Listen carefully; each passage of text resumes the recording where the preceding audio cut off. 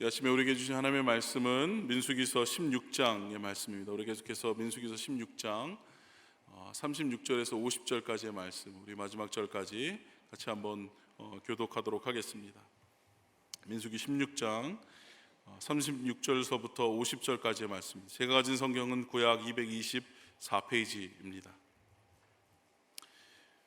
제가 먼저 36절 가도록 하겠습니다. 여호와께서 모세에게 말씀하여 이르시되 너는 제사장 아론의 아들 엘르아셀에게 명령하여 붙는 불 가운데에서 향로를 가져다가 그 불을 다른 곳에 쏟으라. 그 향로는 거룩함이니라. 사람들은 범죄하여 그들의 생명을 스스로 해하였거니와 그들이 향로를 여호와 앞에 드렸으므로 그 향로가 거룩하게 되었나니 그 향로를 쳐서 제단을 싸는 철판을 만들라. 이스라엘 자손에게 표가 되리라 하신지라.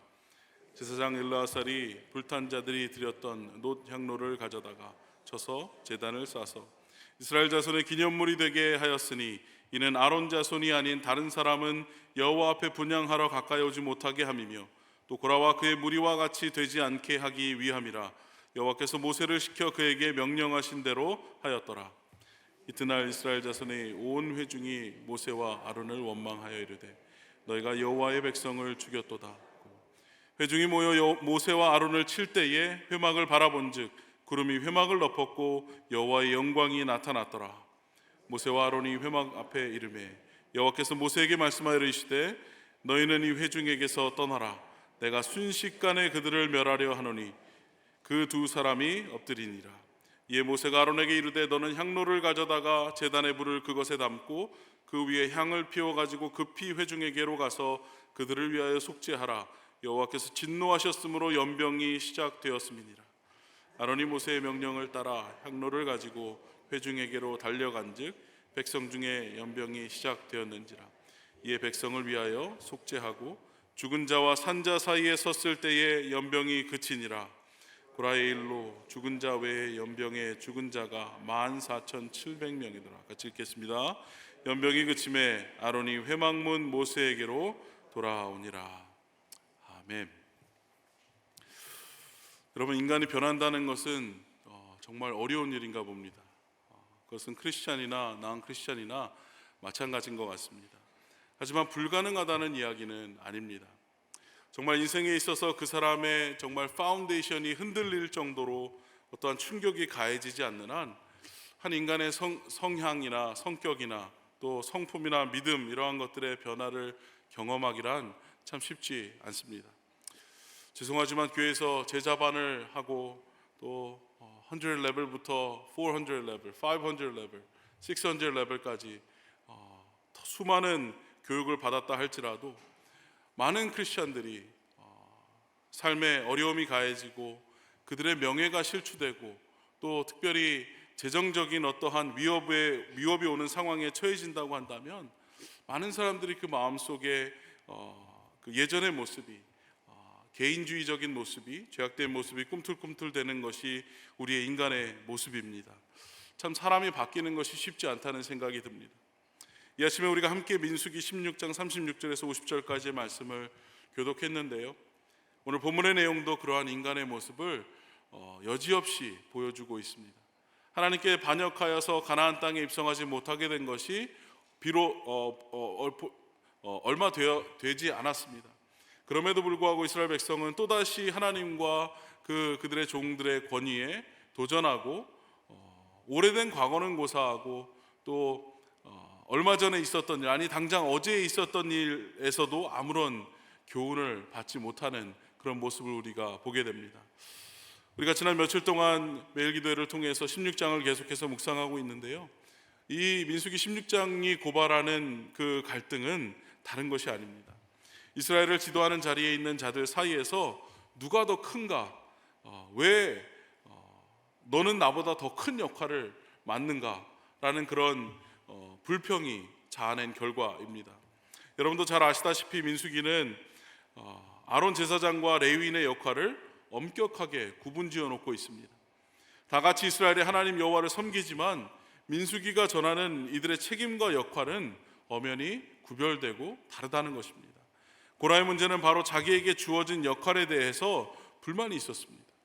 고라 자손이 털어놓는 고발 속에는 너도 나도 다 같은 레위인인데 왜 너만 특정한 일을 할 수 있느냐라는 시기와 질투의 마음이 그 마음속에 깔려 있습니다. 교만이 깔려 있습니다.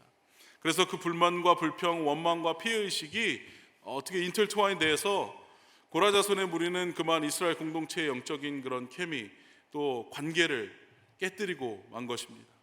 그래서 중요한 것은 우리 인생 가운데서도 우리가 살면서도 이러한 교만의 죄성이 날마다 수면 위로 꿈틀대며 그 본 모습을 드러내려는 시도를 한다는 사실을 우리는 잊지 말아야 한다는 것입니다. 우리가 예수를 믿고 구원받은 백성임에도 불구하고 매일매일 이 죄성을 죽이는 전쟁을 우리의 삶 가운데 반복해야 한다는 것입니다. 물론 예수 그리스도가 십자가에서 이 모든 전쟁의 승리를 이루셨습니다. 아멘이십니까? 하지만 예수 그리스도가 다시 오시기 전까지 이 세상을 살아가는 우리는 싫던 좋던 간에 이 죄악과의 전쟁을 치러가야 한다는 것은 너무나도 당연한 이치입니다. 우리는 계속해서 더 큰 도전과 더 치열한 전쟁을 경험하게 될 것이라는 말입니다. 그렇다면 과연 우리의 삶의 여정 가운데 우리가 믿음을 저버리지 않고 하나님이 인정하시고 하나님이 기뻐하시는 그런 삶을 살아낼 수 있는 승리의 삶을 살아낼 수 있는 방법이 무엇일까? 오늘 본문의 말씀을 묵상하면서 우리가 함께 은혜를 나누기 원합니다. 첫 번째 우리가 할 수 있는 방법은요, 날마다 십자가를 바라봐야 한다는 것입니다. 날마다 십자가를 바라봐야 한다는 것입니다. 오늘 본문에서 하나님은 고라와 다단과 아비람의 반역에 동조했던 자들이 가지고 나왔던 그런 향로를 처리하는 방법을 모세에게 말씀하는 장면으로 시작합니다. 37절 말씀 우리가 함께 봅니다. 시작. 너는 제사장 아론의 아들 엘르아셀에게 명령하여 붙는 불 가운데서 향로를 가져다가 그 불을 다른 곳에 쏟으라. 그 향로는 거룩함이니라. 향로 안에 있는 불을 다른 곳에 쏟아버리라고 말씀하십니다. 그 향로를 쳐서 제단을 쌓는 철판을 만들라고도 말씀을 하십니다. 향로라는 것을 일반적으로 성막에서 쓰는 번제단의 불을 성소 안에 있는 분향단으로 옮기는 데 사용되었던 도구를 가리킵니다. 그래서 성경이 다른 곳을 살펴보면 향로를 가리켜서 불똥그릇, 불 옮기는 그릇이라고 표현되어 있는 부분이 여러 군데 기록되어 있습니다. 그런데 반역자들이 불에 타 죽을 때 들고 있었던 그 향로는 본래 성전에서 사용된 물건이 아니었습니다. 각자 개인이 들고 온 것이었습니다. 비록 250명의 반역자들이 제사장의 자리를 노리고 또 잘못된 자세와 태도를 가지고 향로를 들고 있었지만 그 향로는 이제 하나님께 바쳐진 성물이라는 것입니다. 하나님께서는 제사장 아론의 아들 엘르아셀에게 명령하여서 그 향로를 가져다가 그 안에 있는 불을 다른 곳에 쏟아버리라 말씀하고 있습니다. 향로 안에 있는 불을 다른 곳에 쏟아버리라는 말은 그 안에 죄악의 요소들이 완전히 제거되었음을 의미한다는 것입니다. 죄의 요소가 제거되었기 때문에 이제 향로는 하나님 앞에서 거룩함을 유지할 수 있게 된다는 것이죠. 무슨 말입니까? 우리 안에 있는 그 죄악의 속성들이 제거될 때에 내 자신은 하나님의 자녀로서 거룩한 존재로 살아갈 수 있게 된다는 것입니다.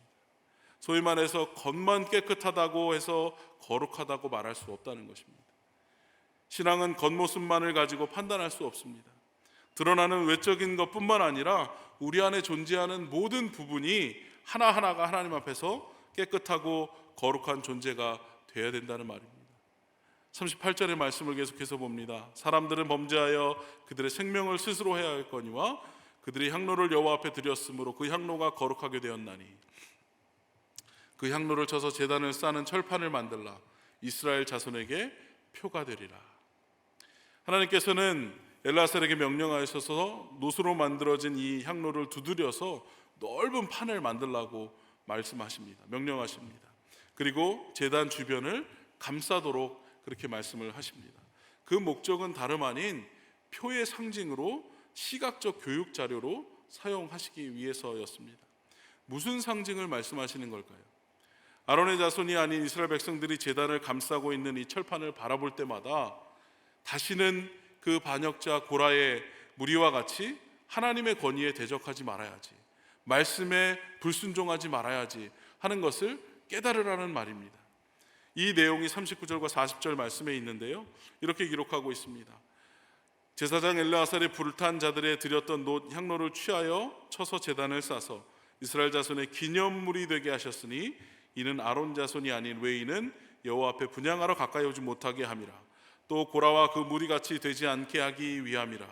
여호와께서 모세로 그에게 명령하신 대로 하였더라. 백성들로 하여금 성막에 올라올 때마다 그 기념물을 봄으로 인해서 다시는 우리도 저와 같은 반역자의 자리에 서면 안 되겠구나, 하나님께서 세우신 영적인 권위를 우리가 도전하면 안 되겠구나 하는 그 경각심을 깨우치기 위해서 하나님께서 허락하신 기념물이라는 것입니다. 여러분, 우리가 보통 한국이든 세계 어느 나라를 가던 그 나라의 특별한 역사를 기념하는 기념관이 있습니다.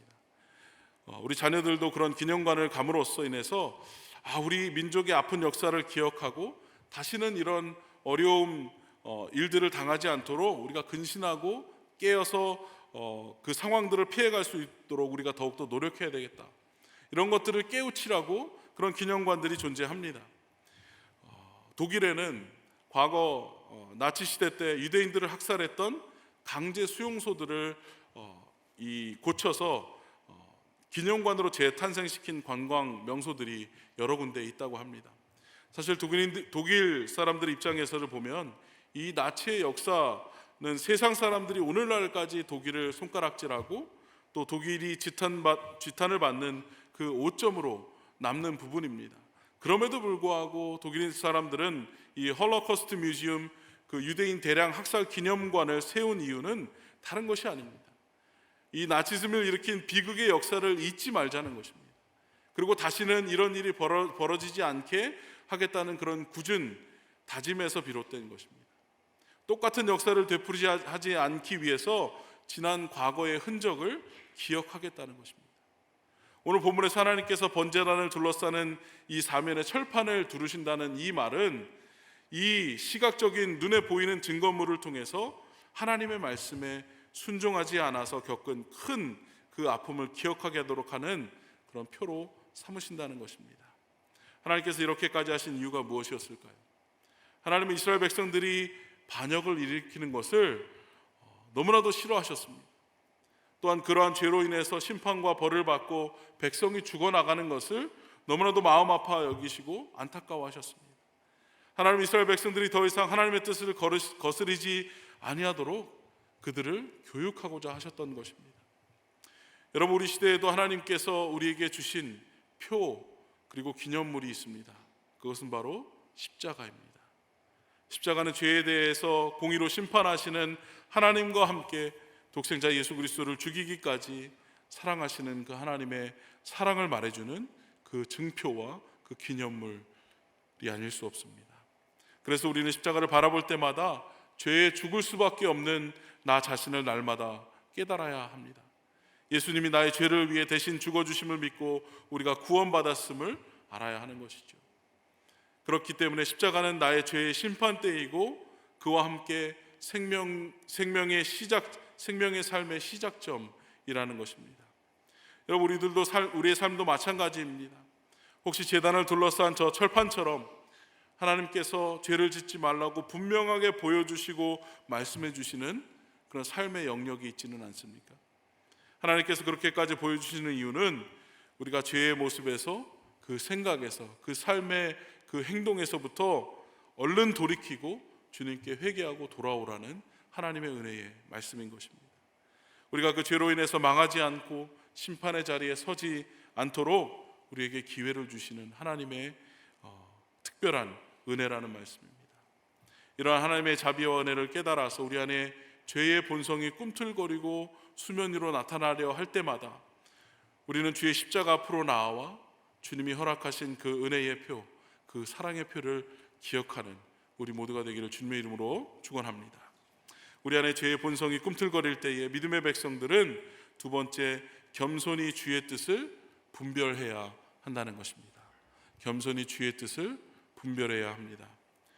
38년간의 광야 방랑 생활이 거의 끝나가던 시점에 발생한 이 두 가지 반역의 사건, 1절부터 40절까지에 이어서 41절부터 50절까지의 그 두 번째 반역 사건을 기록하고 있습니다.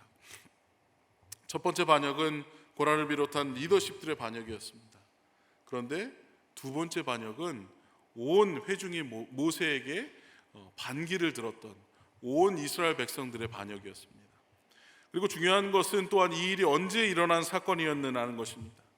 고라 일당과 250인의 족장의 죽음이 있었던 바로 다음 날 이루어졌던 일이라는 것에 또한 우리가 충격을 금할 수 없습니다. 41절 42절 우리 한 목소리로 읽습니다. 시작. 이튿날 이스라엘 자손의 온 회중이 모세의 아론을 원망하며 이르되 너희가 여호와의 백성을 죽였도다 하고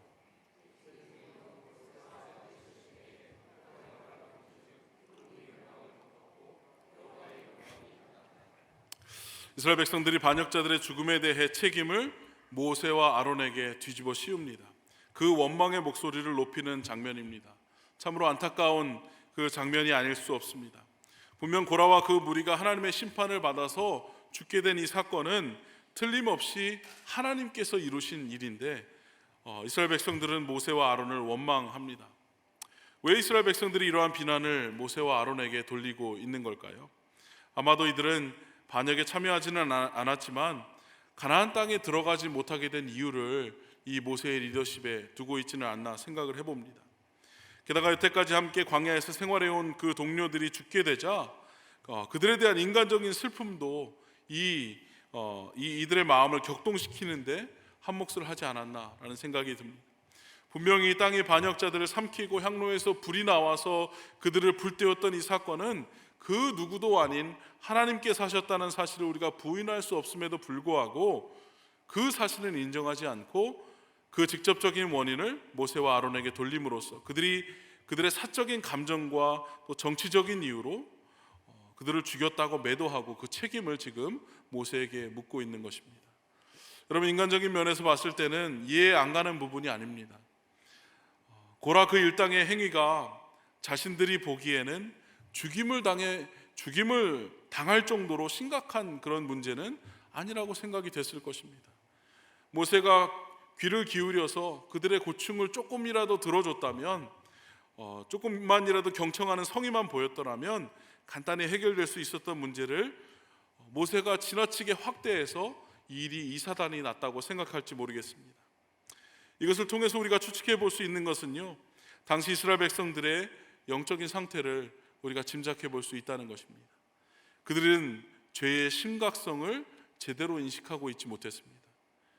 저들의 죄 짓는 모습과 또 바로 앞에서 심판을 당했던 그 사람들의 그 상황이 그 상태가 상당히 흡사하다는 사실을 우리가 볼 수 있다는 것입니다. 결과적으로 이것이 하나님의 또 다른 형벌을 불러와서 49절에 보니까 14,700명이나 되는 사람들이 급사하는 그 원인이 되었다는 것입니다. 그렇습니다. 이들은 고라와 250명의 죽음만 보고 모세를 원망했습니다. 왜 죽었는지, 왜 하나님께서 진노하셨는지 보다 눈에 보여지는 것, 귀로 들려지는 소문에 의해서 백성들이 일어나 모세와 아론을 쳐 죽이려고 했습니다. 여러분, 이 세상을 살아가면서 우리는 무엇보다 죄에 대한 분별력이 필요한 시대에 살고 있습니다. 옳고 그름을 판단하는 그 지혜가 없으면 우리가 바른 길로 정도로 갈 수 없다는 것입니다.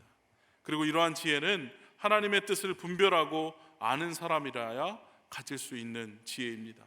하나님께서 분명히 말씀하십니다. 로마서 12장 2절에는 너희는 이 세대를 본받지 말고 오직 마음을 새롭게 함으로 변화를 받아 하나님의 선하시고 기뻐하시고 온전하신 뜻이 무엇인지 분별하도록 하라 라고 말씀하고 있습니다.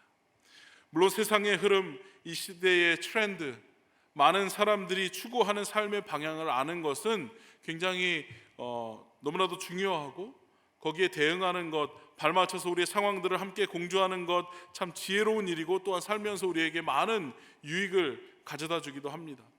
그런데 그것이 일상생활에서는 많은 유익이 될지 모르겠지만 이러한 삶의 패턴들이 신앙생활을 하는 데는 도움이 안 되는 경우가 많이 있다는 것입니다. 걸림돌이 될 때가 많이 있다는 것입니다. 왜냐하면 세상의 흐름과 방법들이 하나님의 진리와는 전혀 상관없이 상반되게 흘러갈 때가 많이 있기 때문입니다. 우리가 시대의 뜻을 따라가는 것이 중요한 것이 아니라 영적인 싸움은 언제나 어떻게 해서든지 하나님의 뜻이 무엇이든지 우리가 분별하고 때로는 시대의 흐름을 거스를지라도 하나님의 뜻에 순종하며 나아가는 그 삶의 모습이 중요한 것입니다. 오늘 사실 이스라엘 백성들은 하나님의 뜻에 관심이 그렇게 있는 사람들이 아니었다는 생각이 듭니다. 하나님의 뜻에 관심이 있는 자들이라기보다는 그 시대의 흐름을 따라서 살려고 했던 사람들이었습니다. 어떻게 아느냐? 16장 2절에 보니까 이스라엘 자손 총회에서 택함을 받은 자, 곧 회중 가운데서 이름 있는 지휘관 250명과 함께 일어나서 모세를 거스렸다고 16장 2절에는 기록하고 있습니다. 여기에 보시면 하나님의 심판을 받았던 250명의 사람들은 어떤 사람들이었습니까? 총회에서 택함을 받고 인정을 받았던 사람들이었습니다. 회중 가운데서 이름이 있던 지휘관들이었습니다. 많은 사람들이 봤을 때에 총회에서 택함을 받을 정도면 저 사람들이 하는 대로 따라가면 되겠지라고 그렇게 생각했을지 모르겠습니다. 하나님의 뜻을 물어보기보다는 주위에 어떠한 영향력이 있는 사람들의 생활 패턴이나 그들이 어떻게 행동하는지 그것들을 더 중요하게 여겼을지 모르겠습니다.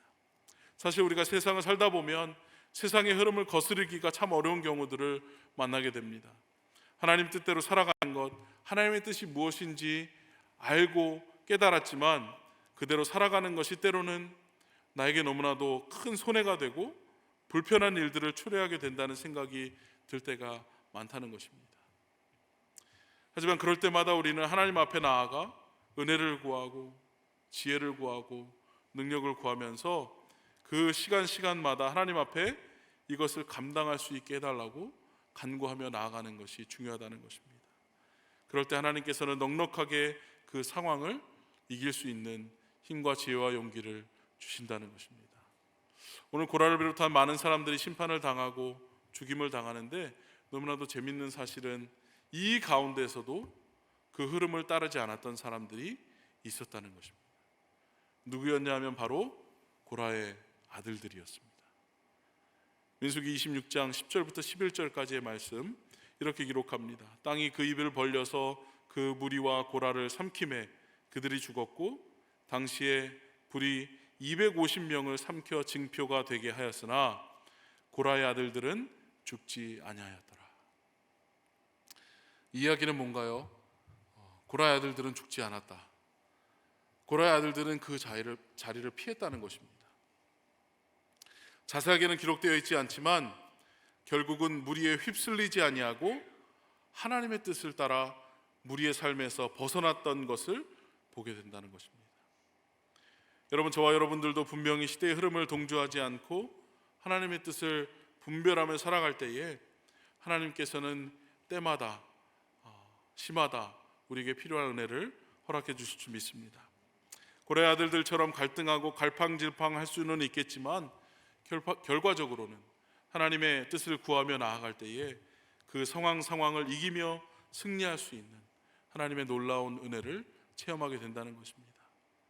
오늘 우리 안에 죄악의 이 본성이 꿈틀거릴 때마다 세상의 지혜가 아닌 세상의 흐름에 휩쓸려가는 삶이 아니라 하나님의 뜻을 분별하며 나아가는 우리 모두가 되었으면 좋겠습니다. 마지막으로 우리 안에 죄악의 본성이 꿈틀거릴 때에 우리가 할 수 있는 일은 엎드려 하나님을 의지하는 일입니다. 엎드려 하나님을 의지해야 합니다. 엎드려서 하나님을 의지한다는 말이 무슨 말입니까? 엎드려서 간구하는 것입니다. 중보하는 것입니다. 그럴 때 하나님은 우리를 생명을 살리는 주님의 도구로 사용해 주신다는 것입니다.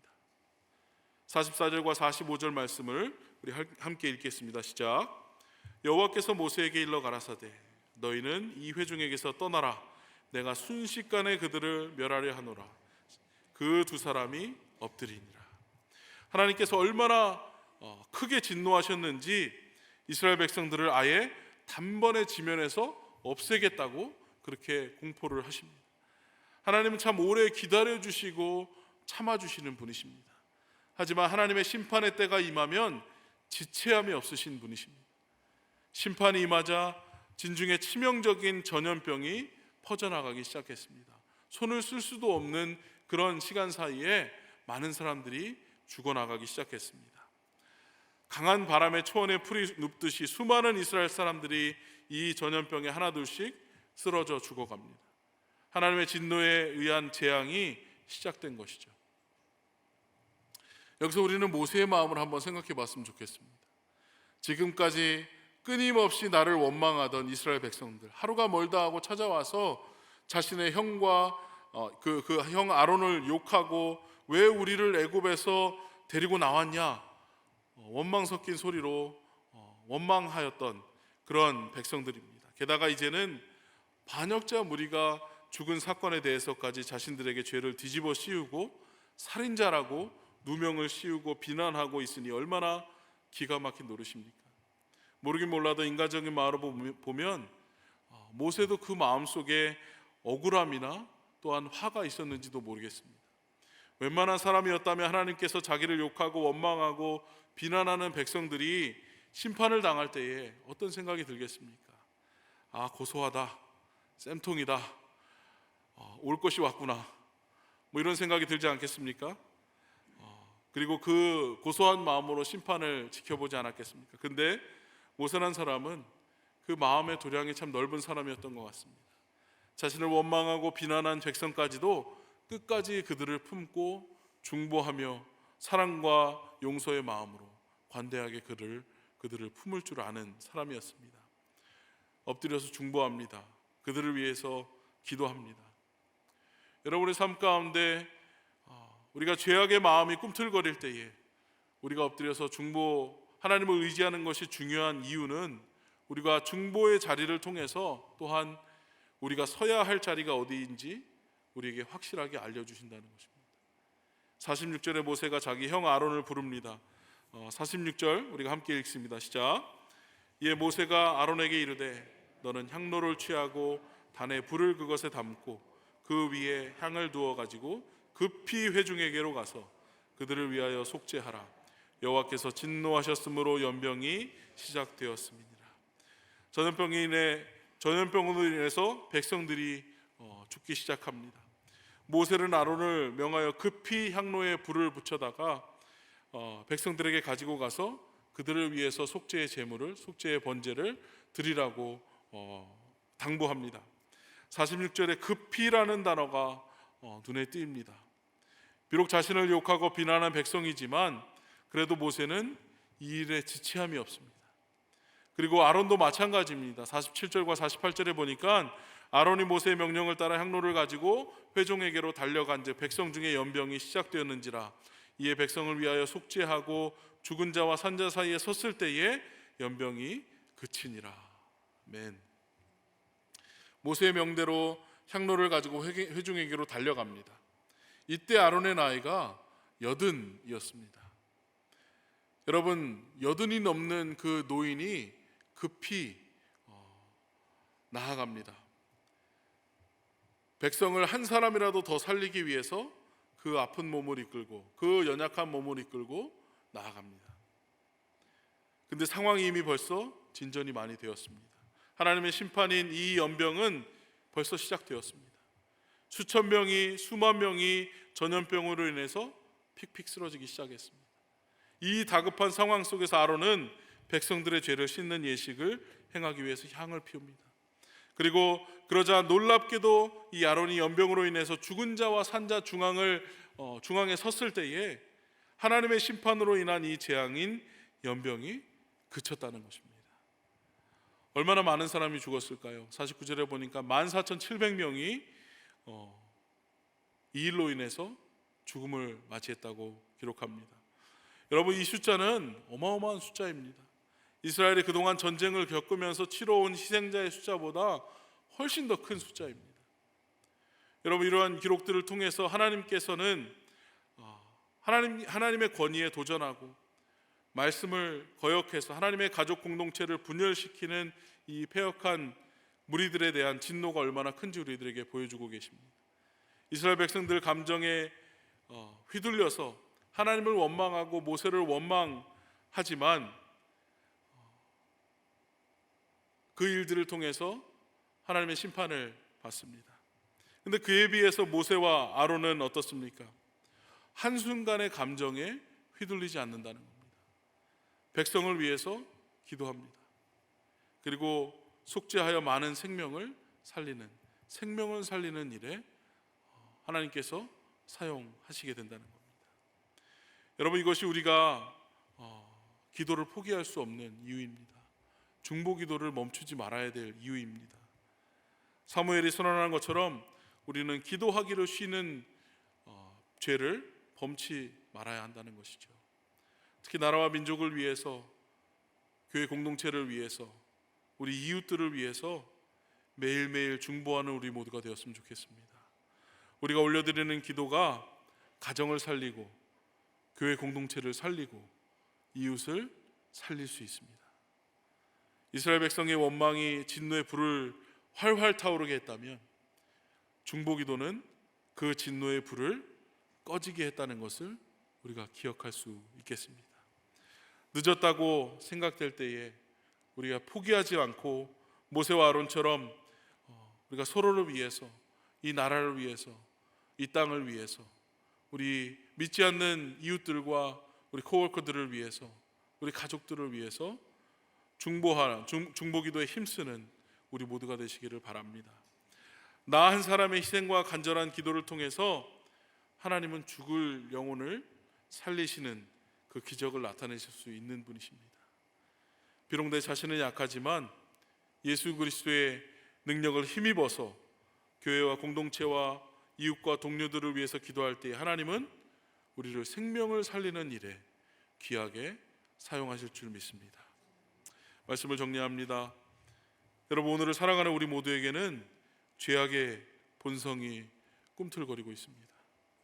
주의 은혜로 죄사함을 얻고 구원을 얻었지만 날마다 죄의 본성이 우리 안에는 꿈틀거림을 느낍니다. 그럴 때마다 우리에게 허락하신 하나님의 은혜의 상징이자 표가 되는 그 십자가를 바라볼 수 있게 되기를 바랍니다. 그리고 세상의 흐름과 문화를 따라가는 삶이 아니라 하나님의 뜻이 무엇인지, 나를 향한, 우리 가정을 향한, 또 이 공동체를 향한 하나님의 뜻이 무엇인지 우리가 분별하며 나아가는, 그리고 겸손히 주님의 지혜를 구하는 백성이 되기를 바랍니다. 근데 그것은 우리의 힘으로 되지 않습니다. 그러기 위해서 우리는 항상 주님 앞에 엎드려 하나님의 지혜와 능력을 의지해야 합니다. 그럴 때 우리 가운데 사랑과 용서의 마음을 품게 하시고 또한 우리가 서야 될 자리가 어디인지 우리에게 확실히 알려주신다는 것입니다. 이러한 은혜가 이 아침에 저와 여러분에게 임하기를 예수 그리스도 이름으로 축원합니다. 함께 기도하시겠습니다.